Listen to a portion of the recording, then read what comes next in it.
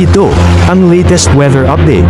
Alamin ang pinakasariwang ulat panahon ngayon dito sa Information TV Educational Channel. May kita natin ngayon dito sa ating satellite animation na wala na tayo gaanong kaulapan na nagdudulot ng mga pag-ulan sa malaking bahagi ng ating bansa. Ngunit ang northeast monsoon o amihan ay nakakaapekto pa rin dito sa bahagi ng Luzon kung saan magdadala pa rin ito ng maulap na kalangitan na may mga pag-ulan dito sa may silangang bahagi ng Luzon. At ngayong araw ay magiging mataas din yung tsansa ng mga isolated na mga pag-ulan, pagkidlat at pagkulog dito naman sa silangan at katimugang bahagi ng Mindanao. So pag-iingat po para sa ating mga kababayan sa posibilidad ng mga pagbaha at pagguho ng lupa. At sa kasalukuyan ay wala tayong minomonitor or namamataan pa na bagyo or low pressure area na maaaring makaapekto dito sa ating bansa. At para nga sa maging lagay ng panahon ngayong araw ng linggo, maulap na kalangitan na may mga kasamang pag-ulan pa rin yung mararanasan dito sa bahagi ng Cagayan Valley, Aurora at Quezon, dulot yan ng amihan. Samantala dito naman sa Metro Manila maging sa nalalabing bahagi ng Luzon ay magiging bahagyang maulap hanggang sa maulap yung kalangitan.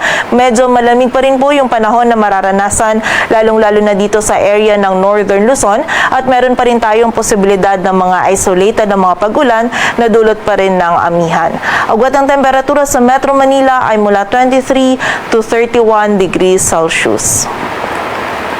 Samantala sa bahagi naman ng Visayas at Mindanao, ang buong bahagi po ng Visayas at Mindanao ngayong araw ay makakaranas din ng bahagyang maulap hanggang sa maulap na kalangitan, ngunit meron pa rin tayong posibilidad ng mga isolated na mga pag-ulan, pagkidlat at pagkulog lalong-lalo na yan dito sa area ng Caraga at Davao Region, dulot yan ng easterly. So muli po, pag-iingat pa rin para sa ating mga kababayan sa posibilidad ng mga pagbaha at pagguho ng lupa.